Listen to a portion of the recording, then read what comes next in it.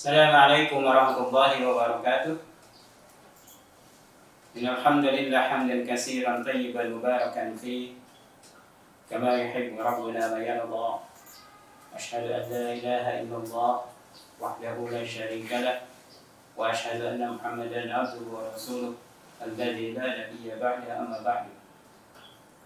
Alhamdulillah Allah Subhanahu wa taala mempertemukan kita di acara ini untuk bersama-sama belajar tentang ilmu syariat. Semoga Allah Subhanahu wa taala memberikan kepada kita ilmu yang bermanfaat dan amalan yang terima. Pemirsa Marhaban TV rahimakumullah, dimanapun Anda berada, di antara keutamaan menikah disampaikan oleh Rasulullah SAW, jika kita memiliki istri yang salihah, maka itu adalah sebaik-baiknya kesenangan dunia. Al-Imam Muslim meriwayatkan dari Abdullah bin Amr bin As radhiyallahu anhuma anna Rasulullah SAW qala ad-dunya mata'un wa khairu mata'iha al-mar'atu salih. Dunia ini adalah kesenangan, dan sebaik-baiknya kesenangan dunia adalah wanita yang salihah.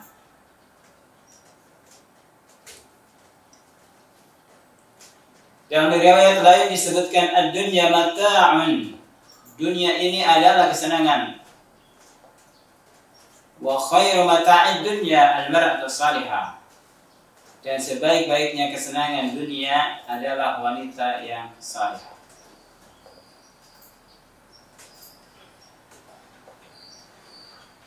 Apa mata ini? Mata ini adalah ma yantafi'u bihi wa yastamti'u.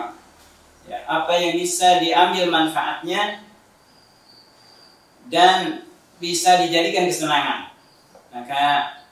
Maka jadikan kesenangan, ya. Kenikmatan ini merupakan mata.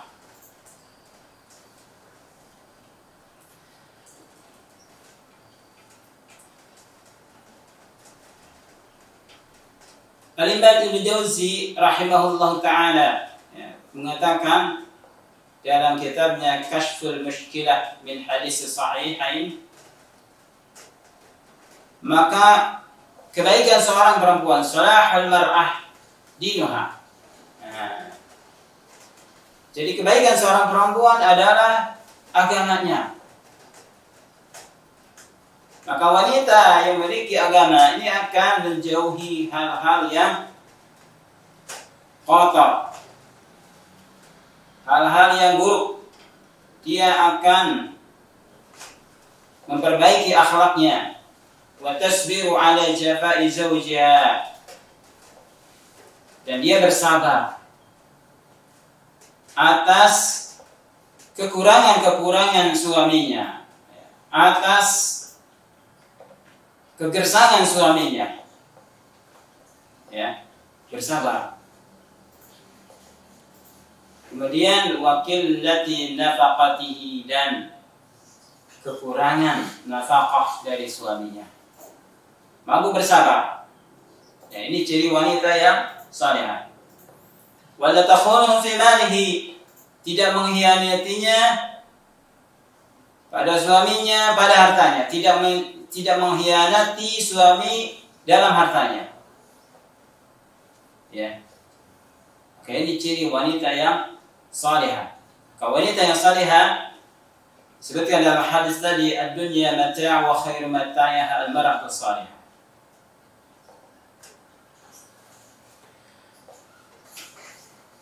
Nah, kemudian kadang-kadang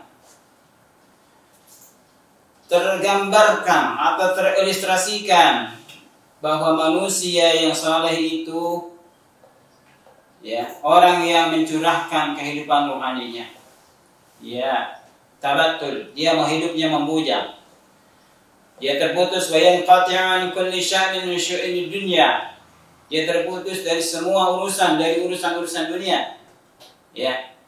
Misalnya wa yaqumul lail, dia salat malam, wa yasumun nahar, puasa di siang hari, wa ya'tazilun nisa, dan menghindari wanita. Ya. Tidak menikah maksudnya. Nah, ini Islam ini meluruskan bahwa hal itu adalah munafin li fitratihi. Ini menafikan, menghilangkan fitrah manusia. Ya. Dan ini bisa mengubah agamanya. Bagaimana pemimpin para nabi, yaitu Rasulullah SAW, manusia yang paling takut kepada Allah, yang paling takwa kepada Allah Subhanahu wa taala, kana yasumu wa yuftir. Dia berpuasa dan berbuka, wa yaqumu wa yanamu. Beliau salat dan tidur, wa yatazawwajun nisa. Dia juga menikahi perempuan. Imam Bukhari dan Muslim telah meriwayatkan dari Anas bin Malik radhiyallahu anhu, "Ja'a salasatu rahtin." Telah datang 3 kelompok orang ila buyutiz azwajin Nabi sallallahu alaihi wasallam, ke rumah istri-istri Nabi sallallahu alaihi wasallam. Yas'aluna 'an ibadati Nabi sallallahu alaihi wasallam. Mereka bertanya tentang ibadahnya Nabi sallallahu alaihi wasallam. Ya. Falamma akhbaru, ketika mereka beri kabar, seolah-olah mereka mengatakan, faqalu wa aina nahnu min Nabi sallallahu alaihi wasallam. Di mana posisi kita dibanding Nabi sallallahu alaihi wasallam? Qad ghufira lahu ma taqaddama min dhanbihi wa ma ta'akhkhar. Sungguh dia telah diampuni dosa-dosanya, apa yang telah lalu dan apa yang akan kemudian. Qala ahaduhum, berkata salah seorang mereka, ama ana fa inni usalli al-laila abadan. Adapun aku, maka aku akan sholat malam selama-lamanya. Aku akan sholat malam seluruhnya. Semalam, apa? Selama-lamanya aku akan sholat. Wa qala akharu, yang lain mengatakan, ana sumad dahra wa la uftir. Saya akan berpuasa sepanjang tahun dan tidak akan berbuka. Wa qala akharu, yang lain berkata, ana a'tazilun nisaa fala atazawwaju abadan. Saya akan menghindari perempuan, tidak akan menikah selamanya. Di dalam hadis ini 3 kelompok orang datang kepada Nabi SAW bertanya tentang Nabi SAW. Pada dijelaskan bagaimana sholatnya Nabi, bagaimana ibadahnya Nabi. Ya. Mereka berpikiran posisi kita dengan Nabi SAW itu beda. Oleh karena itu, ini harus bisa mengejar. Ya. Baca Rasulullah SAW. Datanglah Rasulullah SAW. Faqala, antum alladzina qultum kada wa kada. Apakah kalian berkata seperti ini? Amma wallahi inni la akhsyakum lillah wa atqakum lahu. Adapun demi Allah, sesungguhnya aku adalah yang paling takut di antara kalian kepada Allah Subhanahu wa taala dan yang paling bertakwa kepada Allah Subhanahu wa taala di antara kalian.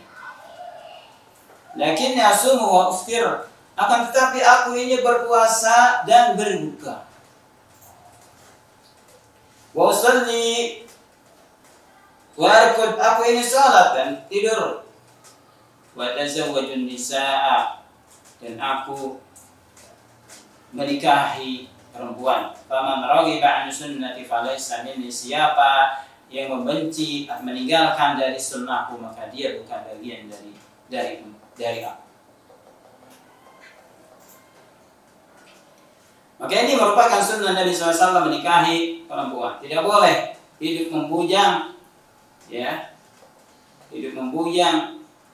kemudian dengan alasan apa ibadah kepada Allah Subhanahu wa taala.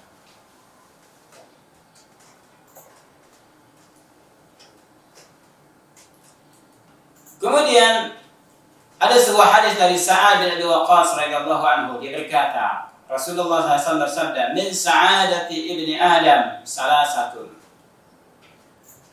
Di antara keutamaan atau kebahagiaan anak manusia itu ada 3. Wa min syaqawati ibni Adam salasatun. Di antara kecelakaan atau kesengsaraan ibnu Adam, anak Adam itu juga ada 3. Ya. Pertama, al-mar'atu salihah, wanita yang salihah. Wal maskanu salih, tempat tinggal yang baik. Wal markabu salih, dan kendaraan yang baik. Istri yang baik, ya, tempat yang baik dan kendaraan yang baik. Wa min syaqawati ibni Adam, dan di antara kesengsaraan ibnu Adam, al-mar'atus su', wanita yang buruk. Wal maskanus su', tempat yang buruk, tempat tinggal yang buruk. Wal markabus su', dan kendaraan yang buruk. Ya.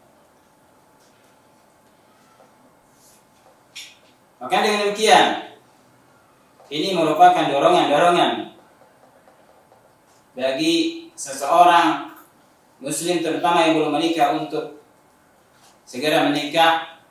Dan bagi orang tuanya adalah wajib untuk memberikan biaya dan nafkah pada pernikahannya. Maka perkawinan atau pernikahan ini ibadah. Jika dia telah menikah, maka sungguh telah menyempurnakan setengah dari agamanya. Ya. Sungguh telah dia telah menyempurnakan setengah dari agamanya. Tinggal setengahnya lagi, yaitu dia harus bertemu dengan Allah Subhanahu wa taala dalam keadaan suci, dalam keadaan bersih. Sebuah hadis yang diriwayatkan oleh Imam At-Tabarani dan Al-Hakim dengan sanad yang sahih dari Anas bin Malik radhiyallahu anhu, anna Rasulullah sallallahu alaihi wasallam qala, "Man razaqahu Allah imra'atan salihatan." Siapa yang Allah rezekikan kepadanya wanita yang baik, faqad anahu ala syatri dinihi, sungguh Allah telah menolong atas setengah agamanya. Falyattaqillah fi syatril al-baqi. Hendaklah dia bertakwa kepada Allah pada setengah yang sisanya. Maka dengan demikian, ini merupakan satu kebahagiaan adalah diberikan istri yang salihah, di mana Allah Subhanahu wa taala menolong kepadanya setengah dari agamanya. Kemudian pemirsa Marhaban TV rahimakumullah,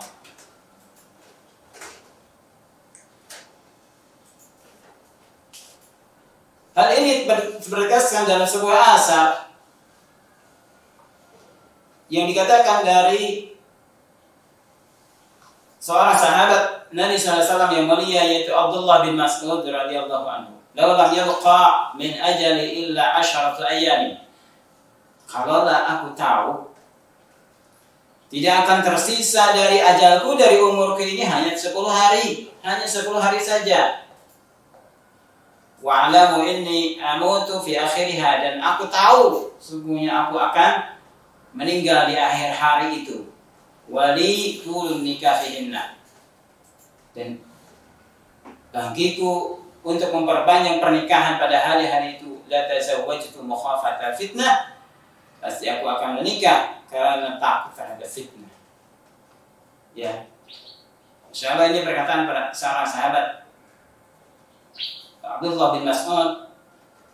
Seandainya aku tahu bahwa ajalku tinggal 10 hari lagi, ya, dan aku mengetahui, meyakini bahwa di akhir hari itu adalah aku akan meninggal, dan ada kesempatan aku untuk menikah, maka aku akan menikah karena khawatir terjadinya fitnah pada diri beliau.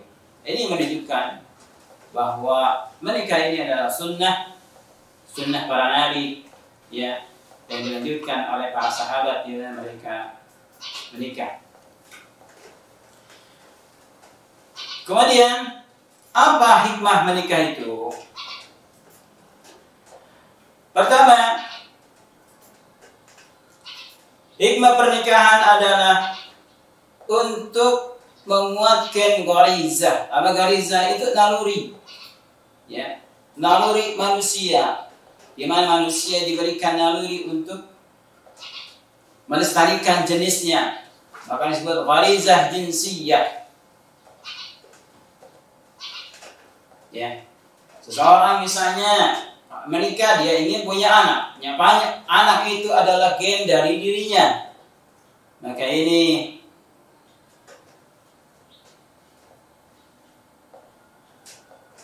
jarak untuk melestarikan dirinya, ya, dengan punya anak, punya keturunan sampai anak cucunya. Yang kedua, pernikahan ini adalah untuk menenangkan hati, untuk hati menjadi tenang, tidak galau, tidak resah, tidak gelisah, ya, bisa menahan dari hal yang haram. Orang-orang yang sudah menikah pasti akan ingat kepada istrinya. Di antaranya Allah SWT berfirman, "Wa min ayatihi an khalaqa lakum min anfusikum azwaja." Di antara tanda-tanda kekuasaannya, Dia menciptakan bagi kalian istri-istri kalian dari diri kalian. Litaskunu ilaiha, agar kalian tenang kepadanya. Wa ja'ala bainakum mawaddatan wa rahmah, dan Allah jadikan di antara kalian rasa cinta dan kasih sayang. Inna fi dzalika laayatin liqaumin yatafakkarun. Sesungguhnya pada hal demikian ada tanda-tanda bagi orang yang berfikir. Ya. Maka ini pemirsa Marhaban TV, ini menunjukkan bahwa dengan adanya pernikahan bisa menenangkan hati, bisa mendamaikan jiwa dari keresahan, dari kegalauan. Ya. Sehingga ketika dipertemukan mereka akan menjadi tenang. Ya, suami istri menjadi tenang, tidak resah, tidak gelisah, damai kehidupan.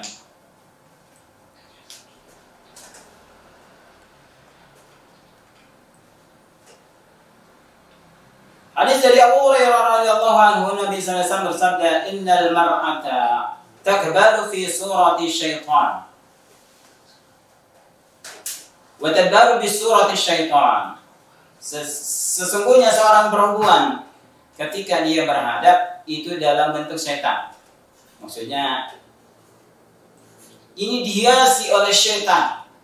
Perempuan dihiasi ketika dia menghadap, dihiasi oleh setan agar menarik laki-laki lain.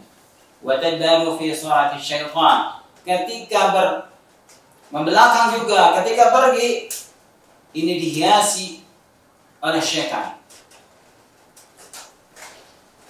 Kata Nabi, "Idza ra'a ahadukum min imra'atin ma yu'jibuhu." Jika seseorang di antara kalian melihat seorang perempuan yang menarik hati kepadanya, ya, perempuan itu menarik hati kepada orang tersebut, faliyati ahlahu, maka datangilah keluarganya. Maksud ahlahu di sini adalah istrinya. Faliyati ahlahu, maka hendaklah dia mendatangi istrinya. Fa inna dzalika ma yuridu ma fi nafsihi, maka sesungguhnya hal itu bisa menolak apa yang ada dalam diri. Ya.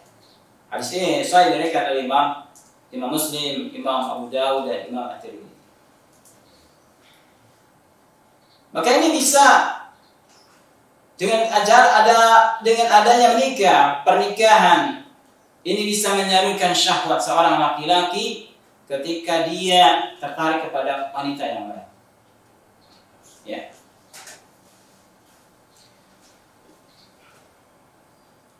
Kemudian selanjutnya di antara hikmah pernikahan adalah pernikahan ini sebaik-baiknya wasilah sebaik-baiknya cara untuk memperbanyak anak dan keturunan, untuk melanjutkan kehidupan, untuk menjaga nasab. Ya. Ini tidak ada yang memperhatikannya kecuali hanya Islam. Nabi SAW bersabda, "Tazawwaju al-walud al-walud." Janganlah kalian menikahi wanita yang subur. Al-walud, wanita yang subur.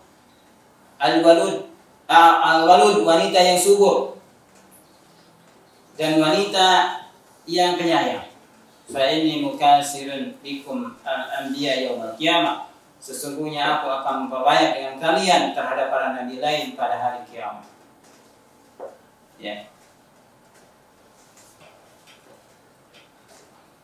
Nah, maka dalam banyak keturunan ini adalah dari kemaslahatan umum dan manfaat yang khusus.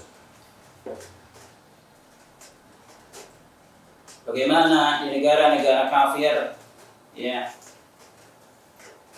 anggota masyarakatnya tidak mau menikah, sampai di Rusia, konon kabarnya pemerintah sampai akan memberikan subsidi pernikahan, bahkan menanggung rumah tangga mereka bagi siapa saja yang mau menikah. Karena para penghuninya tidak mau menikah, ya, mereka lebih suka melakukan hubungan bebas. Nah, jadi hanya Islam yang memberikan perhatian terhadap keberlangsungan kehidupan manusia.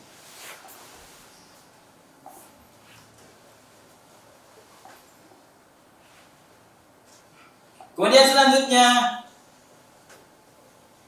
adalah di antara hikmah pernikahan adalah insting daripada kebapaan dan keibuan. Ini akan tumbuh dan sempurna ketika pernikahan. Ya. Ketika dalam berkeluarga, maka akan timbul sifat kebapaan dan sifat keibuan. Berbeda ketika belum menikah. Sifat kebapaan dan keibuannya ini belum terlihat. Tapi ketika sudah menikah, ya, kebapaan bagi suami dan keibuan bagi istri ini akan berkembang. Apalagi mereka sangat sempurna ketika memiliki anak. Akan tumbuh perasaan-perasaan kasih sayang, perasaan kecintaan, ya, pembelaan dan sebagainya. Nah, ini adalah keutamaan yang tidak akan sempurna manusia tanpa.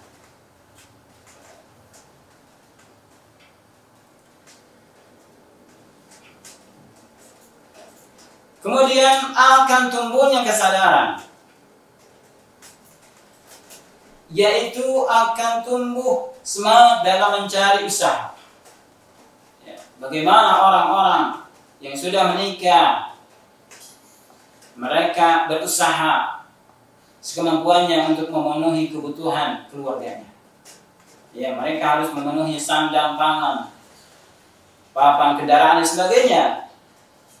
Nah, ini menunjukkan bahwa ini hikmah dari pernikahan, ya, yang tidak ada pada yang lain.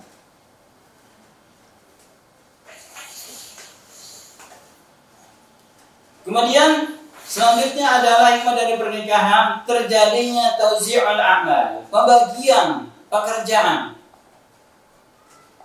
Terjadi manajemen rumah tangga, ya, di mana suami misalnya bekerja di luar rumah, dia bertanggung jawab terhadap nafkah keluarganya. Dan demikian juga istri, dia mengatur di dalam rumah, dia mengelola hasil usaha suaminya. Fal mar'ah taqumu 'ala ri'ayatil bait wa tadbiril manzil. Maka sini contohkan seorang perempuan, dia melakukan pemeliharaan rumah dan mengatur rumah, tarbiyatul aulad, mendidik anak-anaknya, ya. Kemudian menyiapkan suaminya agar bisa beristirahat, agar bisa suaminya mendapati tempat yang baik ketika pulang dari usahanya. Dan juga suaminya bisa mendapatkan penghormatan ketika akan pergi. Ya, ini menunjukkan hikmah daripada pernikahan. Ini berbeda dengan tanpa adanya pernikahan, maka tidak akan terjadi manajemen seperti ini. Kemudian selanjutnya adalah dengan adanya pernikahan akan terjadi ikatan-ikatan keluarga. Ya. Yang tadinya orang itu orang lain, tapi ketika sudah menikah maka terjadi ikatan keluarga.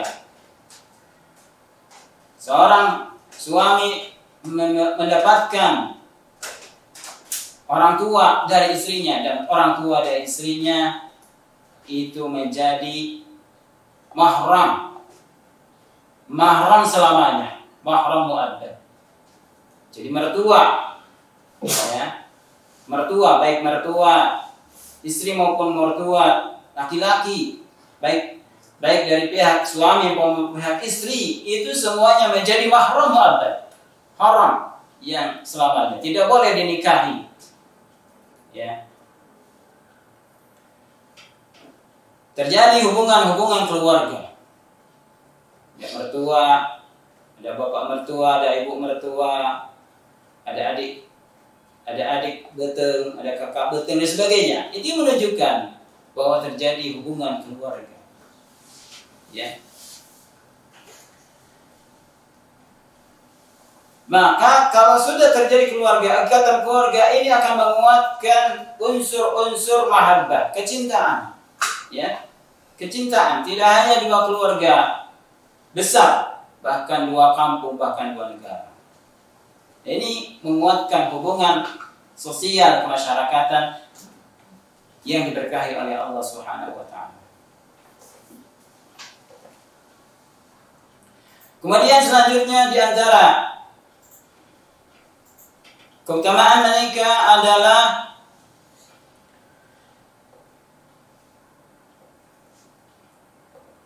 dengan menikah itu akan menjadi ibadah kepada Allah Subhanahu wa taala. Ya, menjadi ibadah kepada Allah Subhanahu wa taala. Karena menikah adalah hakikatnya ibadah kepada Allah Subhanahu wa taala, maka semua perbuatannya dinilai ibadah. Ya, seorang suami mencari nafkah untuk keluarganya, maka mencari nafkah yang halal ini merupakan jihad di sisi Allah Subhanahu wa taala. Mencari nafkah yang halal untuk dirinya dan keluarganya, ini merupakan cara yang halal, dan pekerjaannya dinilai jihad fi sabilillah, berjihad di jalan Allah Subhanahu wa taala. Maka dengan demikian, itu di antara hikmah-hikmah dan dorongan untuk menikah begitu banyak, ya, yang bisa kita ambil manfaatnya dan faedahnya. Semoga hal ini bisa menjadikan motivasi bagi kaum muslimin, khususnya untuk yang belum menikah, dan umumnya kepada para orang tua, ya, pada orang tua, untuk bersama-sama mendampingi anak-anaknya agar menjadi pribadi yang saleh, pribadi yang salihah, agar mereka bisa membangun keluarga yang baik. Diharapkan dengan keluarga yang salihah melahirkan keturunan yang saleh dan salihah, ya, yang menjadi keluarga atau masyarakat yang saleh, dan dari masyarakat yang saleh ini akan menjadi negara yang saleh. Mudah-mudahan Allah Subhanahu wa taala berikan kepada kita ilmu yang bermanfaat dan amalan yang terima. Demikian pemirsa Marhaban TV, mudah-mudahan manfaatnya. Wassalamualaikum warahmatullahi wabarakatuh. Walhamdulillahirabbil alamin. Subhanakallahumma wa bihamdik asyhadu an la ilaha illa anta astaghfiruka wa atubu ilaik. Assalamualaikum warahmatullahi wabarakatuh.